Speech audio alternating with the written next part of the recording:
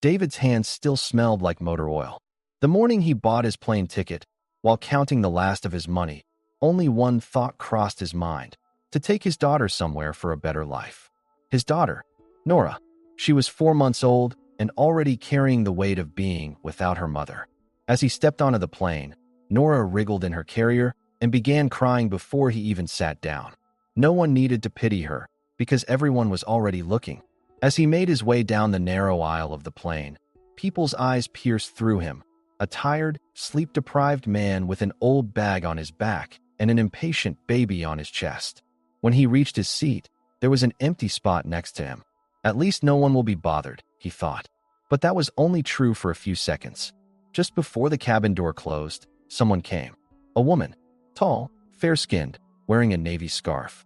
She left a faint perfume as she sat down.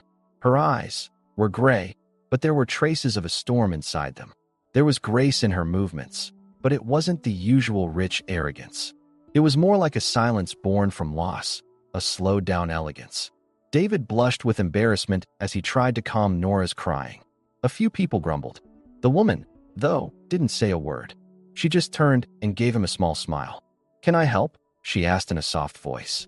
David's first reaction was a protective instinct. No, he couldn't hand his daughter to a stranger. But then, the warmth in the woman's eyes caught his attention. It wasn't just politeness, it was an instinct. This woman had carried a baby before. She had lost something before. And David knew well what that loss felt like. Hesitantly, he took Norah out of her carrier. When he handed her to the woman, she cradled her as if the baby were her own. After a few more seconds of crying, the woman began to hum. A low, melodic, unfamiliar tune. Like a lullaby, but also like a prayer. Within minutes, Norah's cries stopped. She had fallen into a deep sleep. It had been months since David had seen his daughter this peaceful in someone else's arms. "I'm David," he said, clearing his throat. "And this is Norah." The woman nodded. "I'm Anna," she said. "Anna Richter." They were silent for a while. Amid the hum of the plane's engines, there was a silence, but it wasn't strange, it was comforting. Anna gently rocked Norah while looking out at the clouds outside. David, on the other hand, was studying Anna's hands, her movements, maybe looking for clues about her past. "You're good with kids," he said quietly. "I used to. I had a son," Anna said almost in a whisper. "Once." He didn't ask more. He just nodded. Inside David, there was a familiar weight. Grief. Guilt. A quiet destruction. As the plane glided through the sky, in the cramped space of the cabin, two lonely souls noticed each other's presence. As they approached landing, David turned to Anna. "Where are you going?" he asked. "Somewhere. Somewhere I thought it might be possible to start again," Anna said. Then, she pulled out a small, elegant card from her purse. "This is for you," she said. David took the card. It had simple but striking writing on it. "Anchor Haven, for fathers who still try." And underneath, just 2 letters, A.R. Anna Richter. She lovingly handed back the baby. "If you go there, you'll see you're not alone." When the plane landed, David's eyes were still on the card. When he looked up, Anna was gone. But the silence inside him was no longer alone. When David stepped out of the terminal, the sky was still gray. Norah was wriggling in his arms, her small hands gripping the collar of his t-shirt. As he passed through the crowd heading for the taxis, he glanced at the card in his pocket one more time. Anchor Haven, for fathers who still try. Was it some kind of help center? An orphanage? Maybe just a dream. But even if it was all he had. And no dream could be colder than the emptiness he felt after losing Olivia. So, without thinking too much, he told the driver to head to that address. Along the way, Norah cried sometimes, mumbled other times. In David's mind, one thought kept turning. Who was Anna? Why had she affected him so much? A stranger sat next to him on a plane, quieted his baby, and then disappeared, leaving him a card that would change his life. But those eyes, there was something in them, like embers beneath ash after a fire. Burnt, but still warm. When the car finally turned onto a narrow path through the forest, David's heart raced. This place looked nothing like anywhere he knew. Quiet, isolated, and peaceful. Finally, they stopped in front of a 2-story stone and wood house. A message was written on the door. "No one starts over here. Everyone moves forward together." The door was opened by an elderly man with a beard, his face lined with age but his eyes smiling. "You must be David," he said. David stepped back. "Do you know me?" Anna called. The man simply replied, "My name is Peter. Welcome." As David crossed the threshold, the smell of coffee and old wood filled his nostrils. Inside, everything was simple but lovingly furnished. Shelves of children's books, unframed drawings on the walls, logs burning in the stove. And in one corner, a crib already set up. This couldn't be a coincidence. As he placed Norah in the crib, the baby softly murmured, then, with a deep breath, fell asleep. David sat down on a chair opposite Peter. "Why am I here?" he asked. "What is this place really?"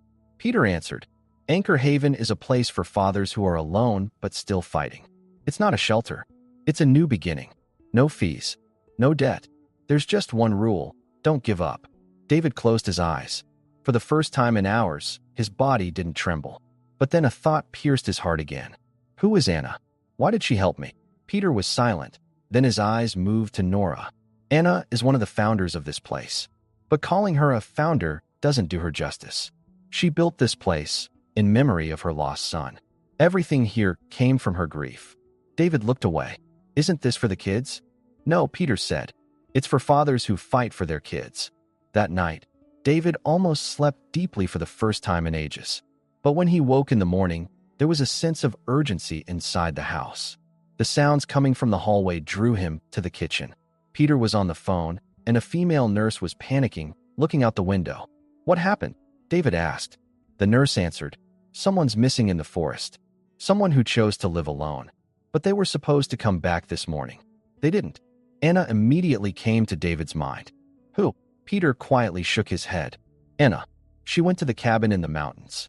It's not like her to not return." David's gaze shifted to Norah. The baby was still peacefully sleeping in the crib. But something inside David had already woken up. "I'm going," he said in a determined voice. Peter looked up. "The forest is dangerous. There's frost.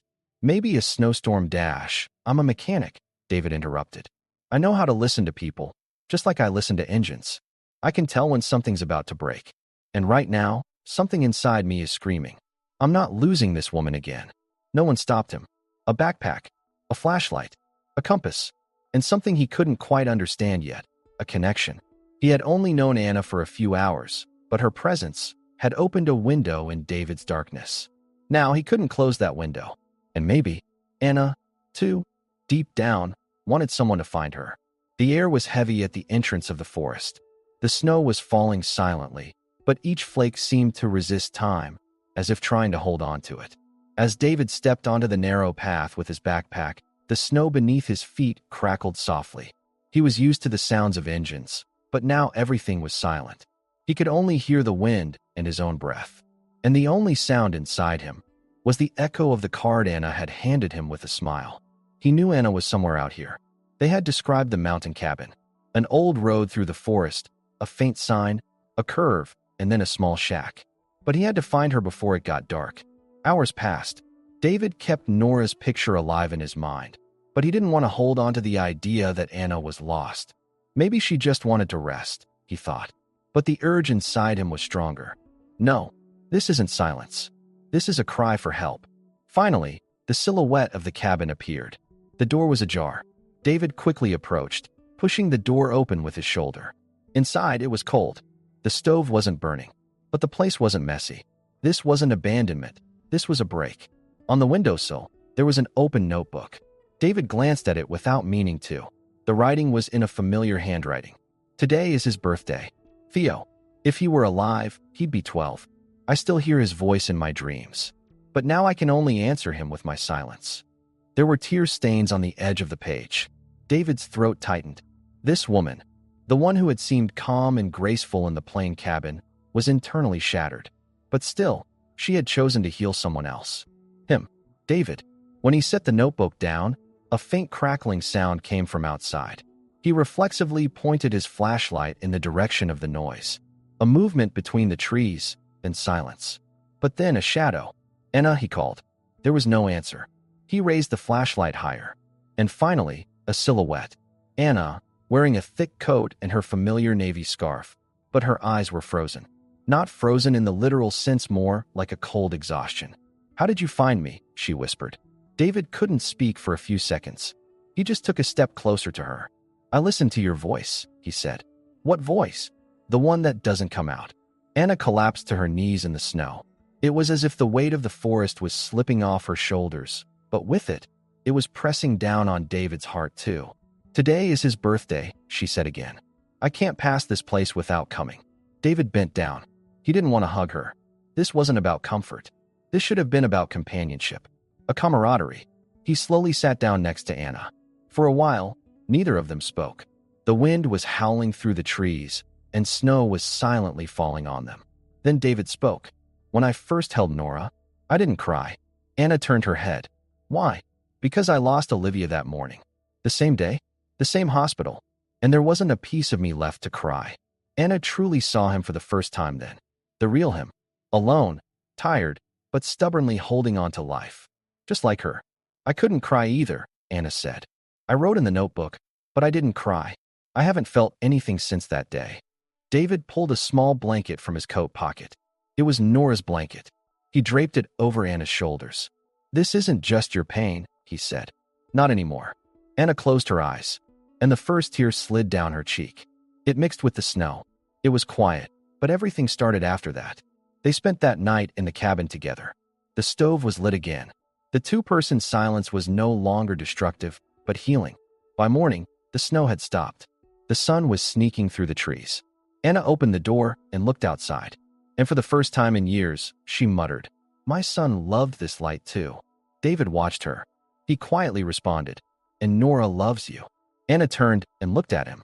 The broken woman inside her was still there, but she was no longer alone. When Anna and David returned to the center, the first to greet them on the veranda was Peter, holding 2 cups of coffee. Inside, Norah had woken up in her crib, mumbling and staring up at the ceiling. David glanced at Anna for a moment. The woman who had collapsed in the forest the night before was now someone standing tall, carrying not just a shawl, but also a decision. Silent, but ready. Peter smiled. "We thought we had lost you." Anna lowered her head. "I've been lost for a long time, too." David, without saying a word, rushed to Norah. As soon as the little girl saw him, she giggled.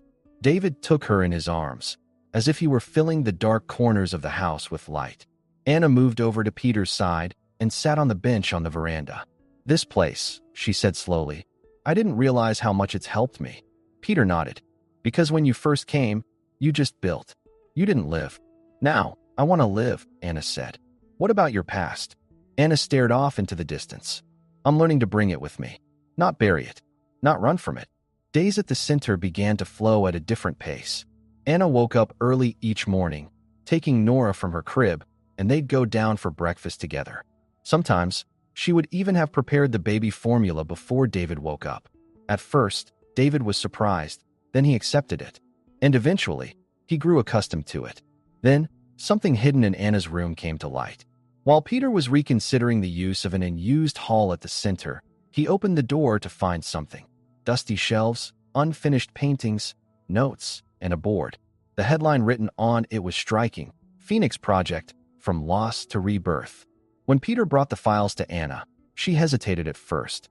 But as David sat in the living room playing with Norah, a voice inside her rose. "It's not time to hide anymore." She moved to the living room, holding the projects, sketches, and plans in her hands. When David looked up, Anna approached him. "I wanted to grow this place with more than just grief," she said. "But I left it unfinished." David looked at the papers with curiosity. "What is this?" "This is the design for an open art therapy center for children, especially those who have experienced trauma. It's an extension of this building, but with a different soul." David smiled faintly. "And why didn't you start it?" Anna looked away. "Because back then, nothing was growing inside me." David collected the papers. "Start now. Whatever is unfinished, we can finish it together." At that moment, Anna's eyes filled with tears, but this time, it was different.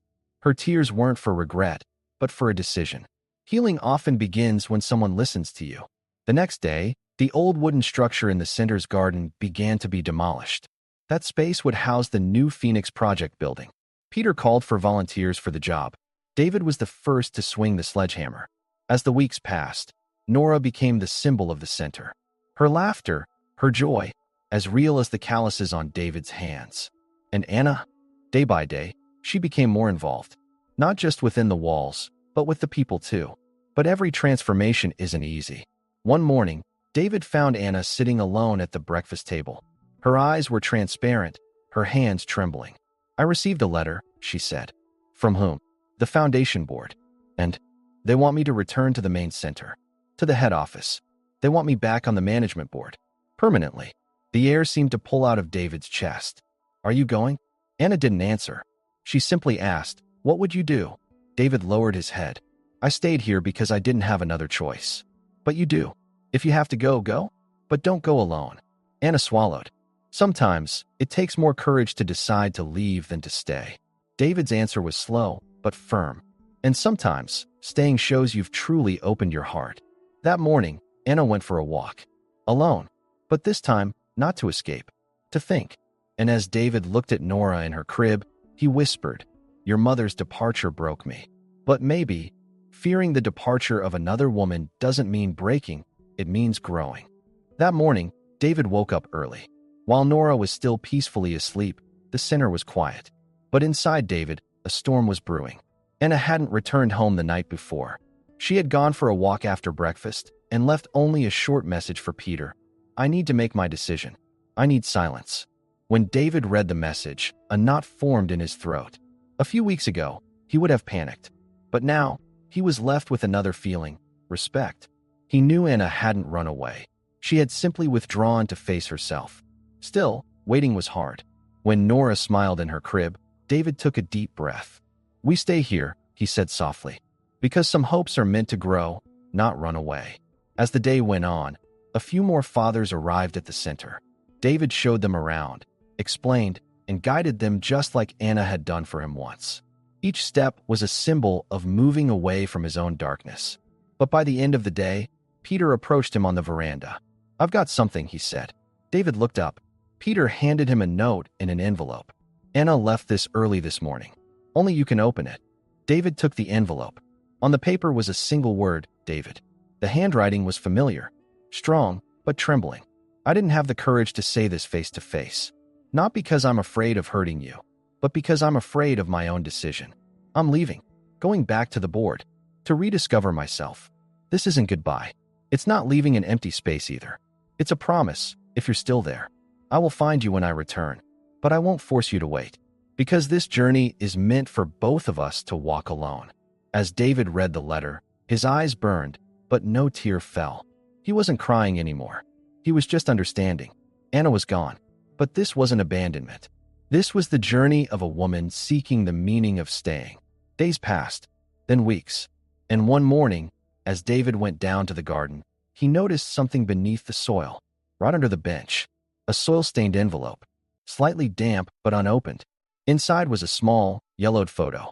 Theo's picture, holding yellow paints in his hands. Next to it, a tiny note: "Let it bloom again." David looked up at the sky. In that moment, he understood: some people return, but the real miracle is being able to live on with what they left behind. And at that moment, David knelt in the dirt. He took 3 small sunflower seeds and gently planted them. The next day, the children at the center saw him there. Norah by his side, the first light of the sun gleaming on the soil. Peter silently watched.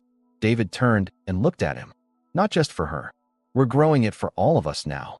Peter nodded. "And they'll grow, because now you know the soil. You know the roots." David turned to Norah. "Her leaving didn't leave you half-finished. Maybe. It completed you." And that night, David wrote a single sentence in his journal: "Sometimes, staying takes as much courage as leaving." Spring had begun to gently seep through the center's windows. The snow now only lingered in the shadows, making way for yellow buds, the smell of bare earth, and the chirping of birds awakening in the morning cool. Anchor Haven had transformed, no longer just a shelter, but a home. New fathers arrived with their children, playing in the garden. David taught them woodworking in the workshop, while Peter sat in his old chair, sipping his coffee every morning and whispering a quiet, "Thank you." But every morning, David's eyes always found the same spot, the entrance to the main road. She hadn't arrived yet. Anna. It had been exactly 87 days since her letter, and David no longer counted the days, because waiting was measured not by time, but by hope. Norah was 6 months old now.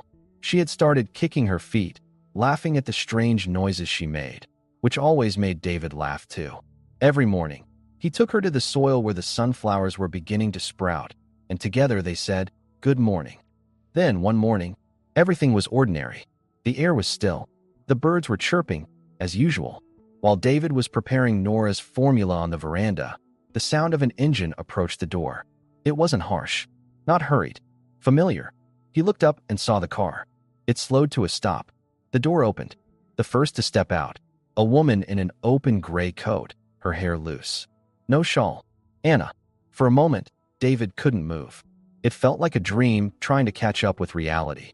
After closing the door behind her, Anna looked around. The center was the same, but she was different now. Finally, David stood up. He set the formula bowl down and took a few steps. Anna started walking toward him too. They moved toward each other. But it wasn't a run, it was a walk toward understanding. Slow, deliberate, real. When their eyes met, there was so much to say. But David was the first to speak. "Every day you didn't come, I forgave you."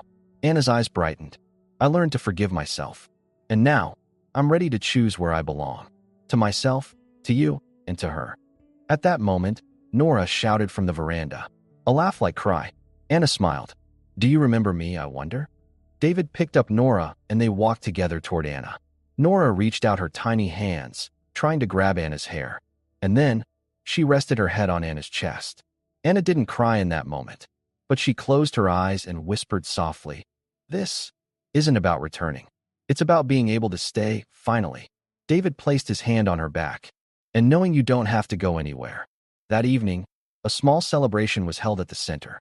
No one asked why, but everyone felt it. Something missing had been completed. Peter sat silently on the veranda, watching. David approached him and handed him a cup. "Do you think this really happened?" Peter took a sip. "Truth is, sometimes it's just a child's laughter. Other times, it's a woman no longer carrying a shawl." The day faded. The sunflowers, even before they had bloomed, faced the sun. David and Anna sat on the veranda, the baby monitor on, quietly watching. There was no conversation between them, but no words were needed. Anna rested her head on David's shoulder. "I want to be here when Norah takes her first step." David watched her. "You will be." The night passed. The sky was clear, and the sunflowers, even in the dark, never stopped turning their faces toward the light. Because now there was hope. And that hope was not just about starting again, but about continuing together.